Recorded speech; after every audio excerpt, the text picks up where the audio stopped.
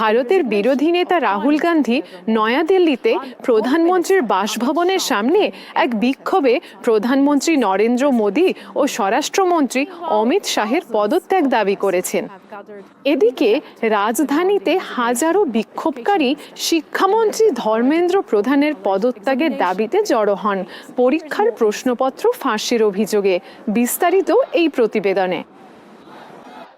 ভারতের তরুণদের নেতৃত্বাধীন ককরোচ জনতা পার্টি আন্দোলন আবারও নয়াদিল্লির রাস্তায় ফিরে এসেছে, যেখানে পুলিশের সঙ্গে সহিংস সংঘর্ষের একদিন পর হাজার হাজার বিক্ষোভকারী জড়ো হয়েছেন। বিক্ষোভকারীরা পরীক্ষার প্রশ্নপত্র ফাঁসের অভিযোগে শিক্ষামন্ত্রী ধর্মেন্দ্র প্রধানের পদত্যাগ দাবি করেছেন। যদিও প্রধানমন্ত্রী নরেন্দ্র মোদী এই কেলেঙ্কারির জন্য দায়ীদের শাস্তি দেওয়ার অঙ্গীকার করেছিলেন।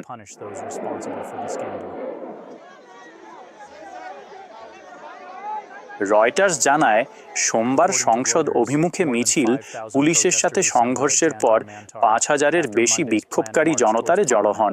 দিল্লি পুলিশের তথ্য মতে প্রায় ১৮০ জন আহত হয়েছেন, যার মধ্যে ১১৮ জন পুলিশ ও নিরাপত্তা কর্মী এবং ৬০ জন বিক্ষোভকারী রয়েছেন।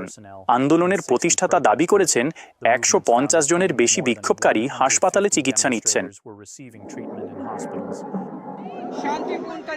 তরুণরা শান্তিপূর্ণভাবে সংসদ অভিমুখে মিছিল করছিল। তাদের নিষ্ঠুরভাবে পেটানো হয়েছে, কয়েকজনের মাথা পেটেছে, কিছু তরুণের হাড় ভেঙেছে, কারো হাত পা ভেঙেছে।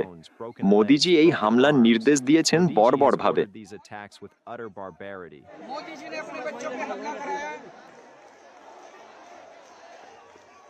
এই বিক্ষোভ প্রধানমন্ত্রী নরেন্দ্র মোদীর তৃতীয় মেয়াদের অন্যতম বড় রাজনৈতিক চ্যালেঞ্জ হিসেবে উঠে এসছে।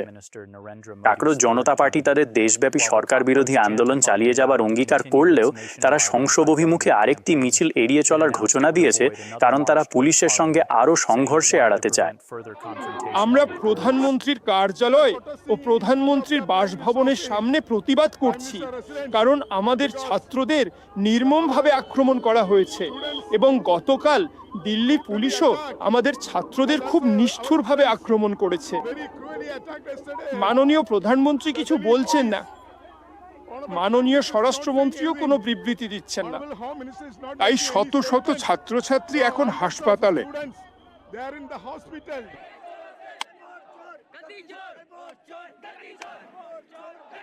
ছাত্রছাত্রীরা সংসদের কাছে জড়ো হয় যখন কংগ্রেস নেতা রাহুল গান্ধী, প্রিয়াঙ্কা গান্ধী ভদ্রা এবং অন্যান্য দলের সদস্যরা প্রধানমন্ত্রী নরেন্দ্র মোদীর বাসভবনের সামনে আলাদা একটা প্রতিবাদ কর্মসূচি পালন করেন। বিরোধী নেতারা প্রধানমন্ত্রী মোদীর পদত্যাগ দাবি করেন এবং বিক্ষোভে পুলিশের প্রতিক্রিয়া নিন্দা করেন।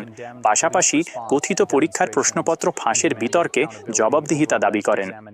মাসের পর মাস ধরে চলা এই আন্দোলন কোটি কোটি তরুণ ভারতীয়, বিশেষ করে জেনারেশন জেড ভোটারদের সমর্থন পেয়েছে, যারা এখনো শিক্ষামন্ত্রী ধর্মেন্দ্র প্রধানের পদত্যাগ দাবি করে যাচ্ছে। প্রতিবাদ সংগঠকরা বলছেন, কথিত পরীক্ষার প্রশ্নপত্র ফাঁস ভারতের শিক্ষা ব্যবস্থার গভীর প্রথিত দুর্নীতিকে প্রকাশ করে, আর এই ইস্যুতে জনরোষ ক্রমেই বাড়ছে।